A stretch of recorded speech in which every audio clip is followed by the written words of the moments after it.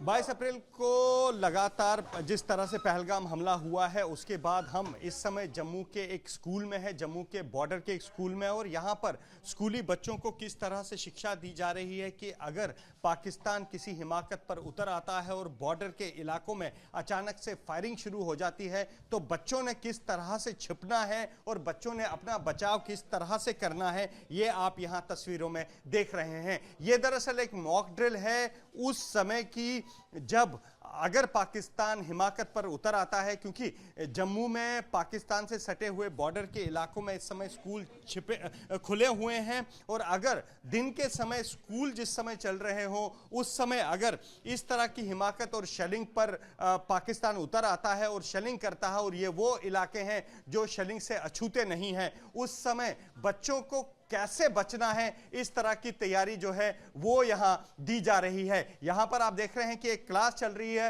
और क्लास के बीच में जो है बच्चों को यहां पर लेटाने के लिए कहा गया, और अब आप देख सकते हैं यहां पर बच्चे जो हैं खड़े होकर यहां से क्लास से अपनी सुरक्षित स्थानों पर जा रहे हैं। यहां से बच्चों को किस तरह से निकाला जाएगा इसका एक प्लान आप यहां देख सकते हैं कि किस तरह से बच्चे यहां जो हैं वो यहां से भाग रहे हैं, और अगर इस तरह की हिमाकत पाकिस्तान करता है तो किस तरह से यहां बच्चों को पास के बंकर में ही, क्योंकि स्कूलों के पास ही यहाँ सुरक्षित बंकर हैं, उनमें किस तरह से यहाँ दौड़ाया जाए और इन बंकरों में बच्चों की जान को बचाया जाए, इस तरह की यहाँ पर जो है लगातार इन बच्चों को ट्रेनिंग दी जा रही है।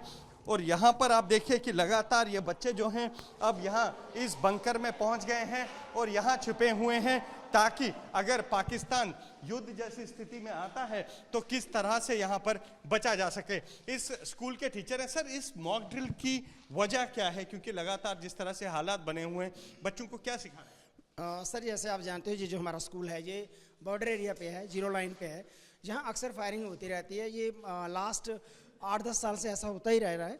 लास्ट 2 ईयर से ऐसा नहीं हुआ, लेकिन आज फिर से ये सिचुएशन बन गई, जिसकी वजह से हमने बच्चों को ऑलरेडी प्रिपेयर्ड है। डेली हम जब भी मॉर्निंग असेंबली करते हैं तो मॉर्निंग असेंबली में हमने बच्चों को ब्रीफ करते हैं कि इनकेस हम बॉर्डर पर रहते हैं, कभी कभार ऐसा हो जाए तो हमें कैसे करना चाहिए। तो अपनी प्रोटेक्शन के लिए, अपनी सेफ्टी के लिए जो सर हमने इनको प्रिपेयर कर रखा है ताकि ये बचें और अपने आप को बोल्ड समझें। क्या कुछ ड्रिल में होता है? न सिर्फ मैंने देखा कि आप बच्चों को डेस्क के नीचे छिपा रहे हैं बल्कि यहाँ बंकर में भी ला रहे हैं। जी सर, उसका ये मेन पर्पज़ है कि जैसे अचानक फायरिंग शुरू हो गई तो उस समय हम विद इन द जहाँ पे हम बैठे हैं, चाहे वो कमरे के अंदर हैं, इनकेस कमरे के अंदर होते हैं तो हम इनको बच्चों को बोल जाते हैं कि छुप जाओ, तो छुप जाते हैं। क्योंकि जो भी बमबार्डी होगी, जो भी कोई ब्लास्ट होगा, जब मोर्टार आएगा आगे गिरेगा तो आप पहले ही जानते हो कि जैसे वो जब फटता है तो उसको एक फुहारे की तरह वो फैलता है। तो बच्चे पहला नंबर तो कमरे के अंदर उसका आने का कोई हो नहीं सकता।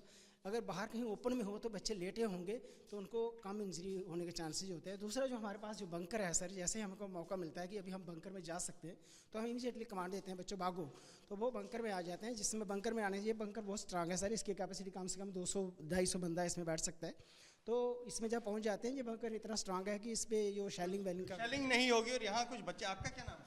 मेरा नाम सोनिया है। सोनिया, आप यहाँ बॉर्डर पर रहती हैं और आपको पता है जिस तरह के हालात बने हुए हैं, आपको किस तरह की ट्रेनिंग यहाँ स्कूल में दी जाती है? बहुत अच्छी ट्रेनिंग दी जाती है और हमें यहाँ पे बताया जाता है कि किस तरह छुपना हमें।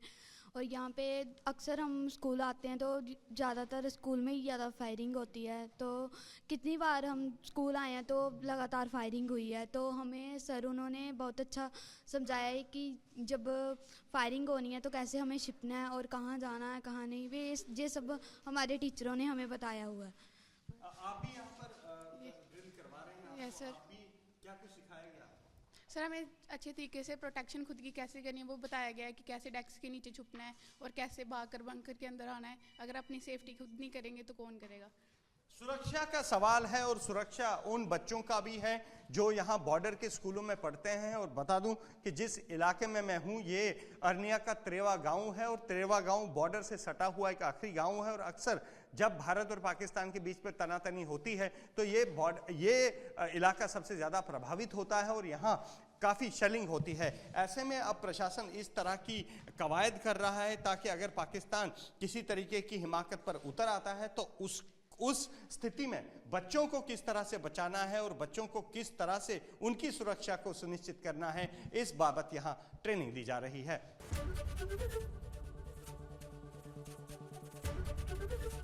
एबीपी गंगा, खबर आपकी, जुबान आपकी।